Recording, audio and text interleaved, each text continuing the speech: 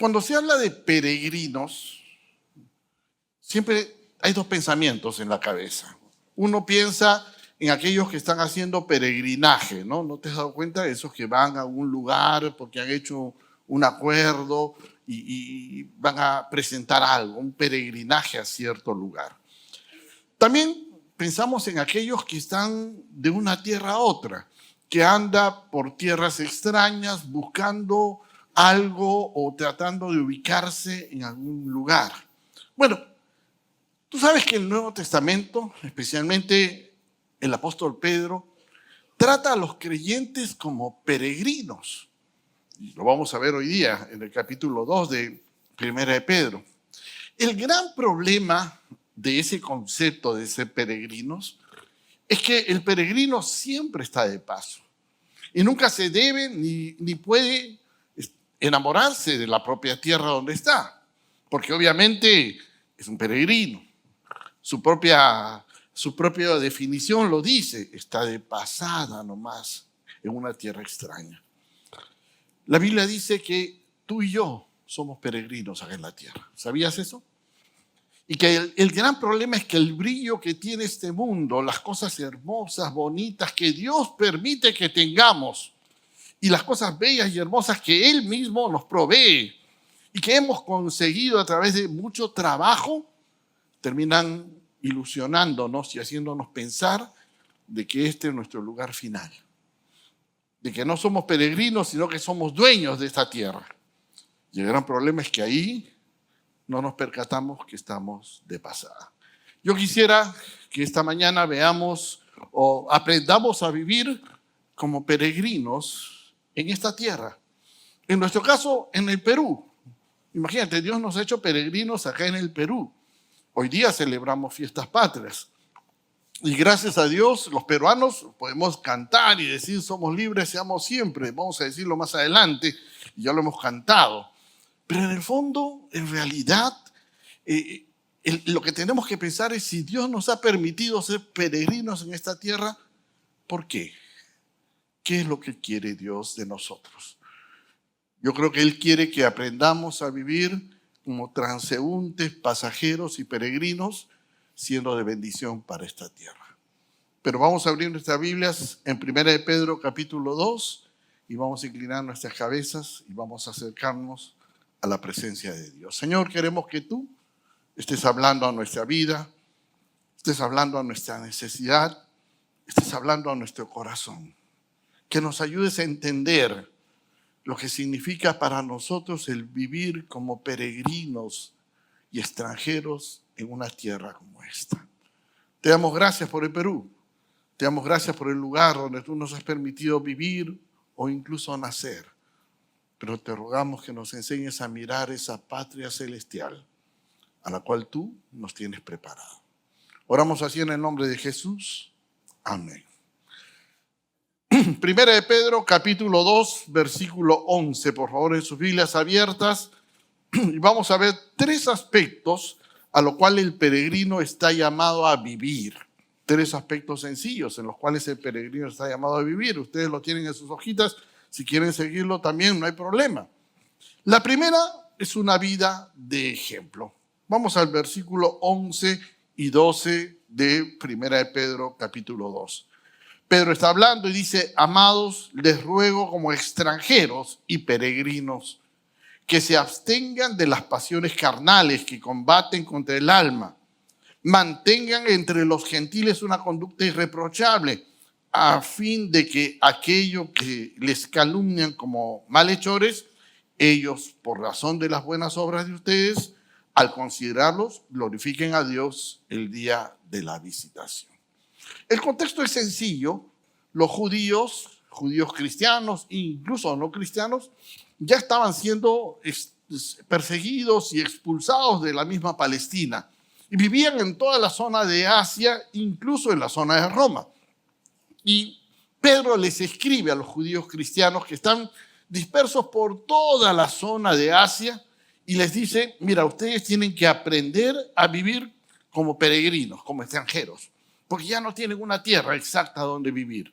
Y le dice, y eso significa, en primer lugar, una vida de ejemplo. Esto es cuidarse de la naturaleza carnal que está en conflicto con la naturaleza espiritual. Brevemente, vale la pena entender, y creo que cada uno de nosotros lo hemos escuchado, lo hemos visto. El creyente, cuando viene a Cristo, recibe al Espíritu Santo. Y el Espíritu Santo provee una naturaleza nueva, espiritual. Pero el gran problema es que nuestra naturaleza antigua, carnal, no desaparece. Y las dos están dentro de nosotros. Y entonces ahí se crea un conflicto entre lo que se conoce como la carne y el espíritu. Entonces hay luchas en tu alma y en tu mente, hay deseos en tu ser y en tu corazón que empiezan a batallar interiormente dentro tuyo y que te crean conflicto. Por eso dice Pedro que se abstengan de las pasiones carnales que combaten contra el alma. Y está hablando justamente de esos deseos extremos que se van de un lado a otro. El día de la noche comentábamos, ¿a quién no le gusta comer? Al peruano le encanta comer, ¿sí o no?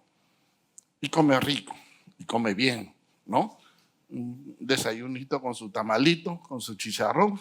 Yo sé que algunos ya me están mirando, ¿no? Con su salsita de cebolla, o un pescadito frito, un chicharrón de calamar. Ya están salivando la mitad. ¿Qué pasa? Hemos aprendido a comer. Y comer no es malo. Por el contrario, es necesario e indispensable. Pero ¿qué pasa si comemos demasiado? Nuestro peso se extiende, nuestro colesterol sube, nuestra glucosa se va, nuestro azúcar y los sacos ya no nos quedan y empezamos a tener problemas. ¿Por qué? Porque se vuelve algo descontrolado y eso es lo que se llama pasión.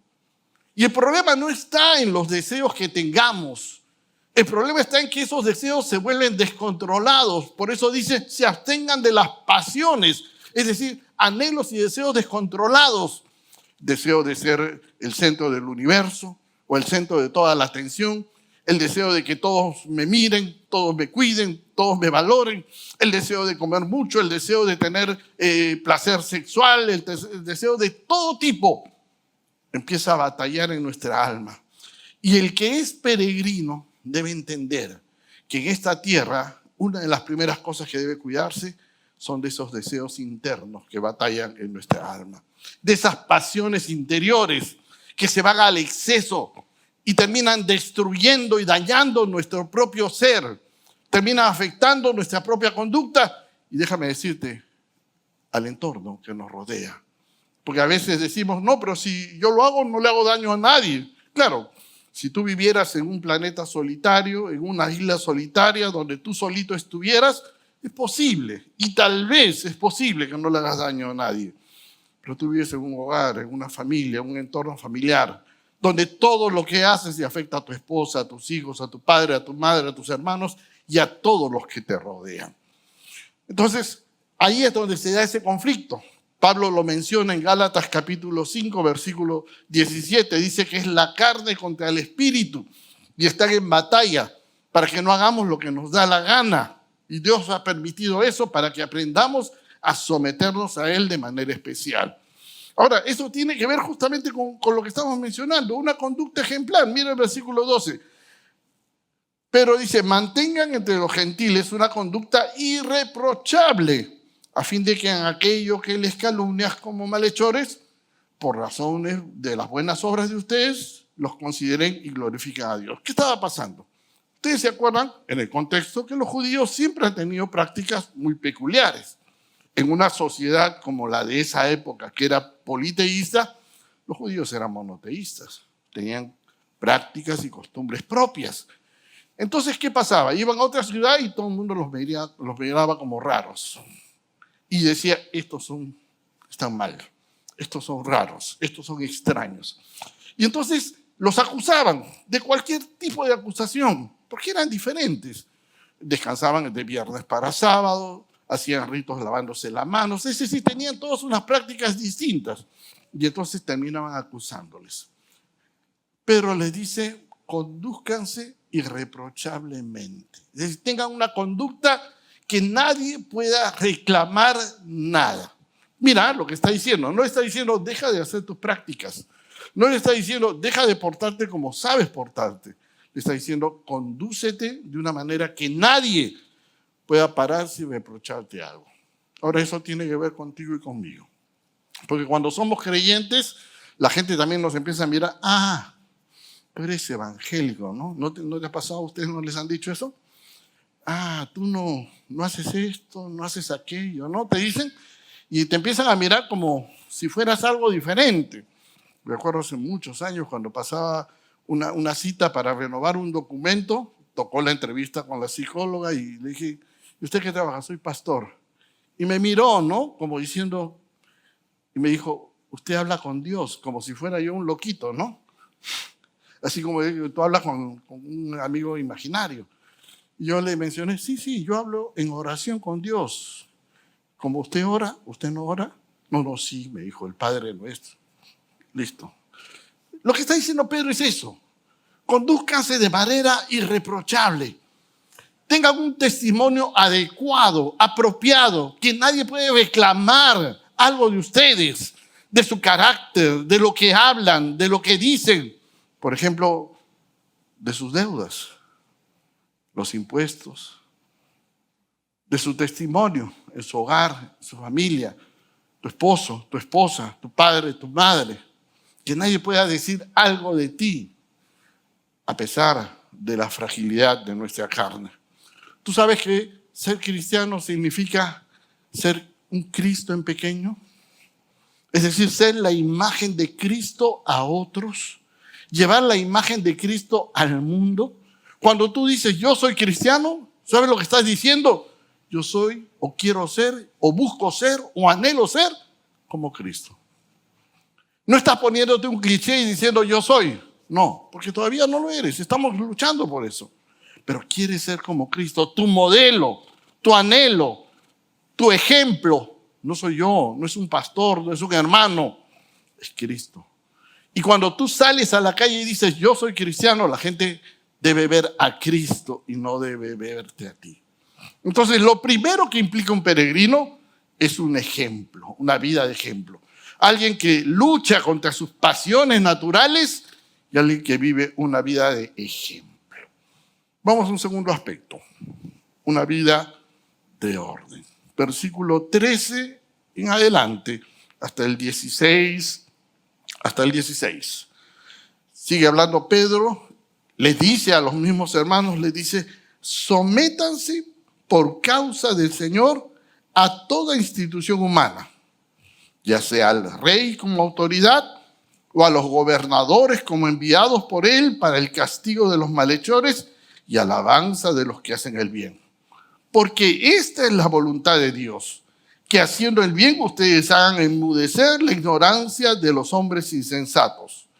Anden como libres, pero no usen la libertad como pretexto para la maldad, sino empléenla como siervos de Dios. Y acá está la segunda característica de un peregrino. Ya no solamente es un ejemplo, sino es una vida de orden. Una vida de orden implica, en primer lugar, vivir bajo la autoridad que Dios ha puesto en nuestra sociedad. Y aquí entramos en conflictos, muchos conflictos. Porque Dios nos ha puesto, por ejemplo, acá en Lima, en Perú. Y nuestro país, nuestra ciudad, tiene autoridades. Tenemos nuestra señora presidenta, nuestros ministros, nuestros magistrados, tenemos al alcalde y tenemos a la policía, todas nuestras autoridades. Y entonces esto significa que yo debo reconocer a las autoridades que Dios ha puesto acá en la tierra sobre nosotros y vivir, como dice aquí, sometidos a ellos. Y alguien me diría, pero pastor, son corruptos. La Biblia no dice que tú y yo somos llamados a juzgarlos, porque ellos van a dar cuenta ante Dios de lo que hacen. La Biblia dice que tú tienes que someterte, y no porque ellos sean buenos o no sean buenos, sino por causa del Señor. Y mira bien el texto del versículo 13. Dice, sométanse por causa del Señor a toda institución humana. Es decir, Dios ha establecido el orden civil para que aprendamos a vivir en orden y en convivir en orden como ciudad. Y ahí está el otro tema. Un peregrino llega a una ciudad y no va a imponer sus reglas. No va a decir, bueno, a mí no me gusta, yo no lo hago. Yo no cruzo por la cebra o las líneas blancas, yo cruzo por donde me da la gana, porque yo soy libre. Y algunos dicen, porque yo soy cristiano y el Señor me ha liberado. Eso no existe, eso no es verdad, eso es una falacia, una mentira basada en un presupuesto que no es. Dios nos manda someternos a las autoridades. Dios nos pide que nos sometamos. Y mira, el texto lo dice literalmente, ya sea al rey como autoridad o a los gobernadores. Y tienes que entender que cuando se estaba escribiendo eso, ¿quién era el emperador? Nerón. Ese tipo que incendió Roma porque quería construir una nueva ciudad. Y cuando vio que no le funcionaba, le echó la culpa a los cristianos. Y Pedro está diciendo, sométanse a él. Sujétanse a él. ¿Te parece incoherente? Podría parecerte a ti y a mí incoherente, pero es lo que Dios está enseñando, porque Dios ha establecido un orden civil y nosotros somos peregrinos, pasajeros en esta tierra. Estamos de camino, nos estamos yendo a otro lugar que es la patria celestial. Entonces estamos llamados a hacer eso. Nuestra principal motivación siempre debe ser Dios. Estamos llamados a cuidar eso de tal manera de que aprendamos a hacer lo bueno y demostrar, haciendo lo bueno, un testimonio adecuado de lo que significa ser servidores de Dios. Hermano, ahí está la clave del cristianismo, que no son solo palabras románticas y hermosas que se dictan desde un púlpito o desde una plaza, sino que son vidas moldeadas, cambiadas a la imagen de Cristo, que empiezan a demostrar que es posible, a demostrar que Dios puede cambiar a las personas. Un viejo pastor nos contó una ilustración. Uno de estos días que vino de visita, el pastor trabajaba en misiones, estuvo acá en la iglesia y nos compartió un testimonio tremendo. Dice que fue a Cuba. Él fue a Cuba a predicar. Ustedes saben que Cuba es bien complicado, es un país muy complicado. Estaba en la ciudad de La Habana, estaba en una iglesia muy humilde, muy sencilla, donde le tocó predicar. Y por alguna razón él va a los servicios higiénicos y él tenía la billetera en la mano y la deja, junto con una bolsita, la deja la billetera con toda su bolsa de viajes, donde él estaba ahí, sus documentos, su bolsa de viajes, todo. Se lava las manos pensando en la prédica, preocupado por lo que tenía que hacer, sale, se va al púlpito, se va, predica, y cuando termina la prédica ya descargado de todo, se da cuenta que no tenía sus documentos, sus cosas, y se asusta. ¿Dónde estará? Tenía dinero, regular dinero que le habían encargado, tenía documentos. Asustado, se acuerda que fue al baño, va, lo busca y lo encuentra en el mismo lugar donde lo había dejado. Había pasado un poco más de una hora. Era tal vez el único baño que existía ahí. Y había entrado mucha gente, todos de la iglesia, pero nadie había tocado ese dinero. El hombre se quedó helado y dijo, gloria a Dios. ¿Y sabes por qué? Porque la conducta de esos cristianos que no tocaron ni siquiera $1 ahí, demostró el testimonio de que Cristo vive en su corazón. Hermano, tu conducta, mi conducta, nuestra conducta está llamada a demostrar que es posible ser un hombre y una mujer nueva en Cristo Jesús. El problema está en que, claro, nos gusta cantar a Dios, nos gusta alabar a Dios, nos gusta venir al templo y nos gusta escuchar mensajes. Pero obedecer la palabra de Dios es más complicado que eso. Obedecer a Dios y hacer lo correcto es más difícil. Y entonces ahí es donde tenemos que demostrar con nuestros actos. Nuestros actos tienen que ser un testimonio de cambio, un testimonio de valor, un testimonio de algo que afecta, donde hay un antes y hay un después. Y ese después es mucho mejor en Cristo Jesús. Mira el versículo 16. Anden como libres, pero no usen la libertad como pretexto para la maldad, sino empléenla como siervos de Dios. Decíamos hace un rato que nosotros cantamos, somos libres, seámoslo siempre. Y nos ufanamos de ser libres. En realidad, lo que celebramos hoy día es la libertad. Pero ¿qué tipo de libertad tenemos? ¿Qué tipo de libertad hemos adquirido y hemos observado?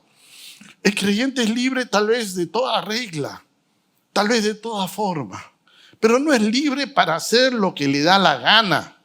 No es libre para hacer lo que cree en su mente que está bien. Es libre para hacer lo que a Dios le agrada, lo que es correcto, lo que es conforme a la voluntad de Dios. Yo le comentaba el día de ayer también, cuando yo era muchacho, tenía 18 años, tal vez antes, 15 años, por ahí está mi mamá, ella sabe, ¿no? Pero bueno, cuando yo tenía esa edad, me encantaba tener el pelo largo. No sé a ustedes, yo había visto esas películas de los hippies y me encantaba, yo quería ser hippie, ese era mi anhelo. Pero en el colegio no te dejan tener el pelo largo. Entonces, ¿qué hacía yo? Me peinaba bien mojadito el pelo, me metía el pelo detrás de la camisa, me subía la camisa arriba y como no tengo gran cuello, no se notaba. Y lo otro, llegaba temprano. 7:30 de la mañana estaba en la puerta del colegio, apenas abrían, me metía, nadie me miraba el pelo. Y claro, cuando salía del colegio, jalaba el pelo así y el pelo estaba en la espalda. Claro, de vez en cuando mi papá me agarraba y me llevaba al peluquero y me dejaba como soldado nazi. Pero yo decía, déjame libre. Hoy día ya no quiero tener pelo largo.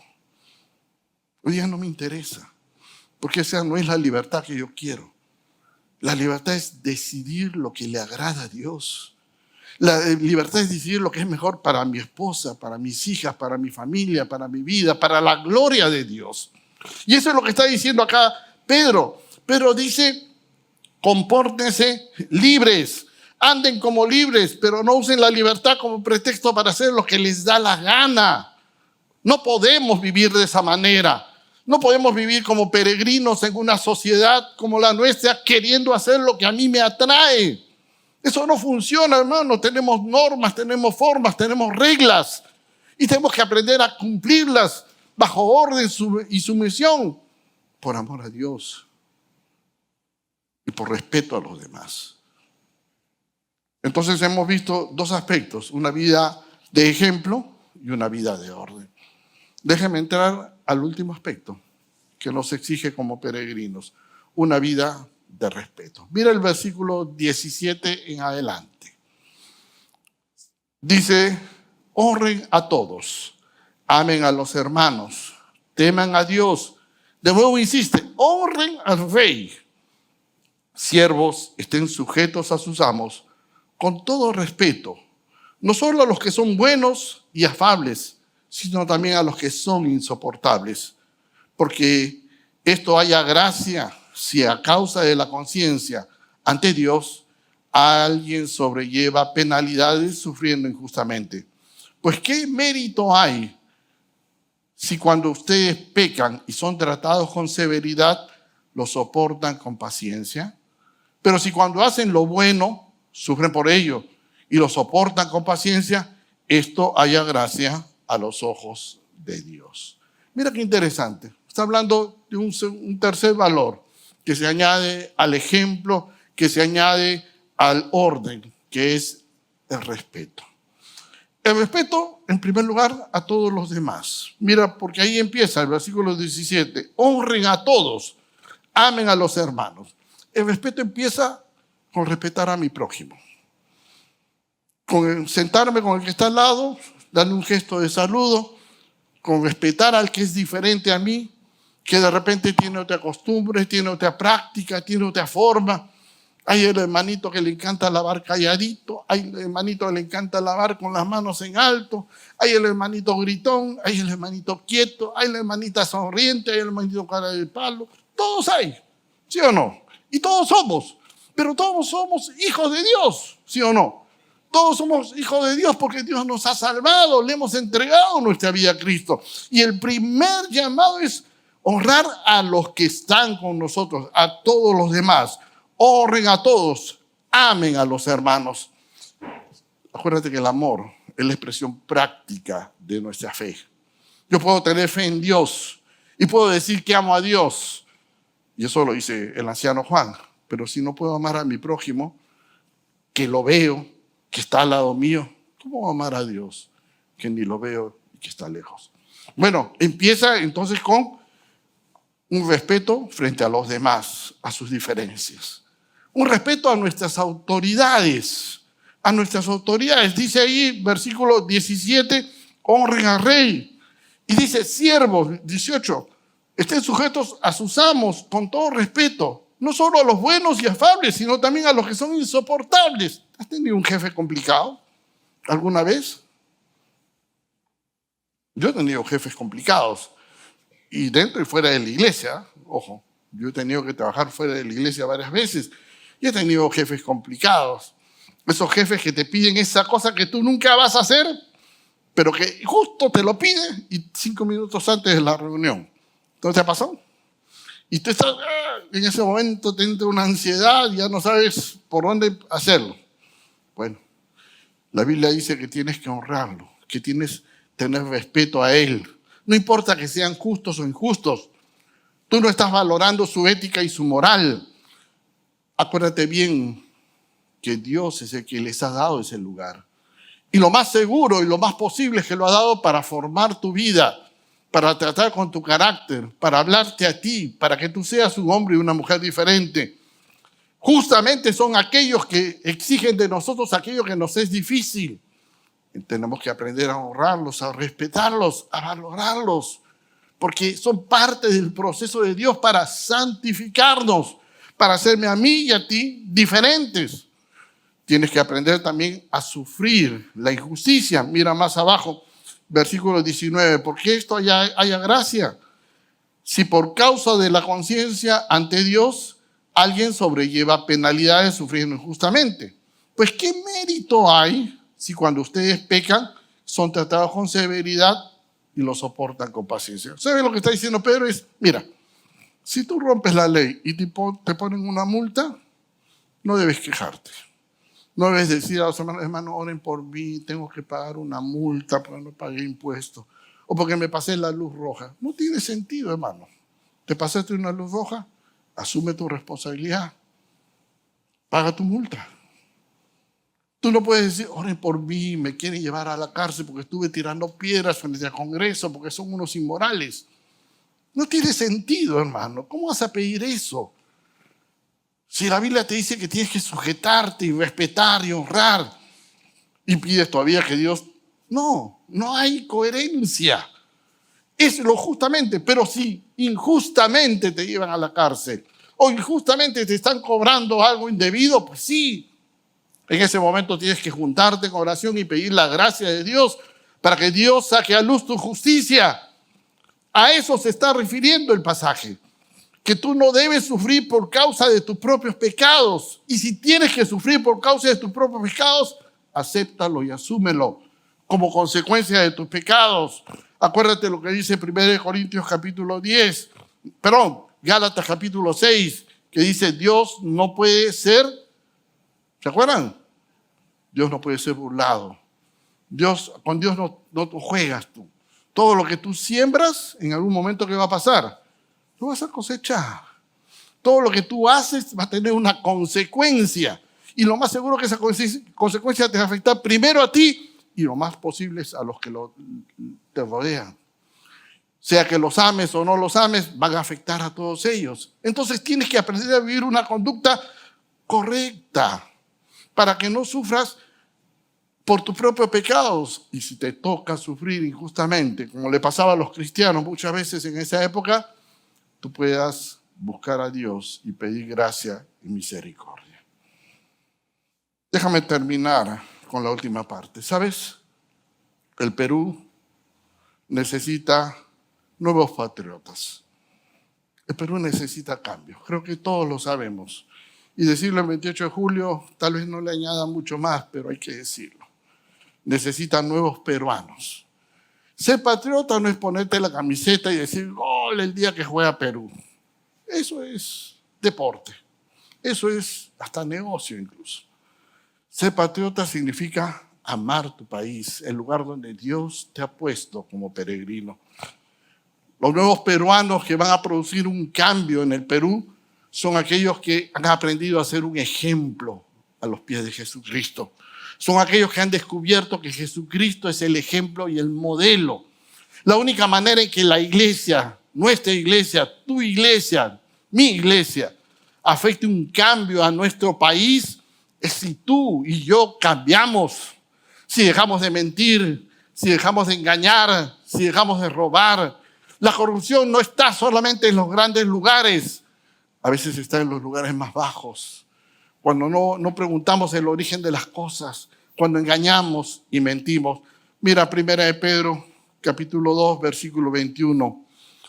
Para este propósito, dice Pedro, han sido llamados, pues también Cristo sufrió por ustedes, dejándoles el ejemplo para que sigan sus pasos, el cual no cometió pecado, ni engaño alguno se halló en su boca, y quien cuando lo ultrajaban no respondía ultrajando, cuando padecía no amenazaba, sino que se encomendaba a aquel que juzga con justicia. Pero uno necesita creyentes fieles, que vivan un testimonio diferente, que vivan una vida de respeto, que vivan una vida de ejemplo, que vivan una vida de orden. Creyentes que demuestren que su fe los ha hecho mejores ciudadanos, mejores esposos, mejores padres, mejores hijos. Pero no se hace solamente diciéndolo, eso se hace viviendo. Queremos que Perú cambie, tenemos que cambiar nosotros. Queremos que Perú mejore, tenemos que mejorar nosotros. Queremos que Perú sea diferente, tenemos que aprender a ser diferentes. La ventaja es que tenemos la palabra de Dios, tenemos el ejemplo de Cristo, que incluso sufrió injustamente para que nosotros ya no suframos. Y si por alguna razón nos toca sufrir, que sea injustamente, no por nuestros pecados, no por nuestras faltas, sino porque simple y llanamente hemos obedecido a la palabra de Dios. Hermanos, se vienen días difíciles. Y no hablo de mañana, pasado, ni de septiembre, de octubre. Hablo de los años que vienen. Los años que vienen cada vez van a ser más oscuros. Tener fe en Dios, amar a Dios, se va a volver más extraño, más diferente. Se va a volver más complicado. Pero vivir una vida conforme a esa fe va a ser mucho más difícil. La pregunta, ¿estás dispuesto a hacerlo? Cristo murió en la cruz por ti, murió por mí. Déjame decirte que vale la pena vivir para Cristo. Y si tú quieres un país diferente, quieres una ciudad diferente, tienes que aprender a ser un hombre y una mujer diferente. Nos ponemos de pie, por favor, ahí en nuestros lugares. Vamos a inclinar nuestras cabezas y vamos a rogarle a Dios que nos haga hombres y mujeres diferentes. Que el tiempo de peregrinaje que Dios nos da acá en la tierra nos permita ser testimonio a esta ciudad, a este país. Señor, estamos con nuestra cabeza inclinada en el nombre de Jesús. Estamos con nuestra cabeza inclinada por la misericordia de Cristo, porque te dignaste salvarnos y perdonarnos, Dios, darnos la esperanza de la vida eterna. Pero al inclinarnos, Señor, queremos aprender a vivir como peregrinos. Queremos aprender a vivir una vida diferente, una vida de ejemplo, una vida de orden, una vida de respeto, en un país como el nuestro tan complicado, pero que podamos ser esa luz y ese testimonio a un país que necesita tanto de ti. Oramos por nuestras autoridades, oramos por nuestro país, donde tú nos has puesto. Yo te ruego, Señor, que como iglesia nos permitas mirar la meta que nos espera, esa tierra celestial, ese lugar espiritual en el cual tú nos has llamado. Te damos toda la gloria y todo el honor en el nombre de Jesús. Amén.